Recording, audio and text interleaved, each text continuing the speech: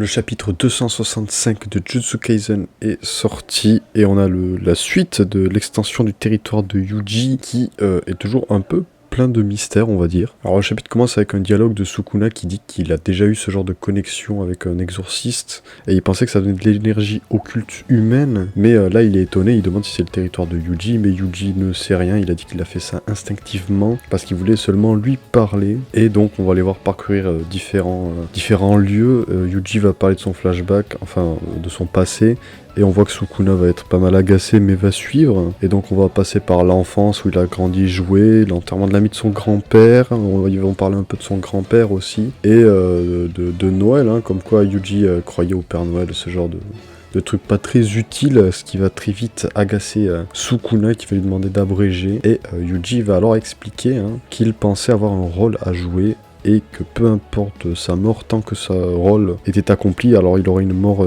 qui pourrait dire comme digne, mais il va dire qu'il a très vite changé d'avis. Pour lui, peu importe ton rôle, tout est acceptable et l'importance de ta vie reste dans les souvenirs que gardent, les petits souvenirs que gardent les gens de toi, si j'ai bien compris. L'homme n'est pas un outil et c'est sans savoir si l'homme est bon ou mauvais que Yuji va le défendre de Sukuna, et c'est alors ça qu'il a voulu faire pendant ce voyage. Il a voulu montrer à l'humanité, à Sukuna, qu'est-ce que c'est un monde paisible, point de vue de quelqu'un d'autre que le sien. Et malheureusement ou heureusement, Sukuna dira qu'il n'a rien ressenti et que cela ne servait à rien. Comme ça va se finir l'échange.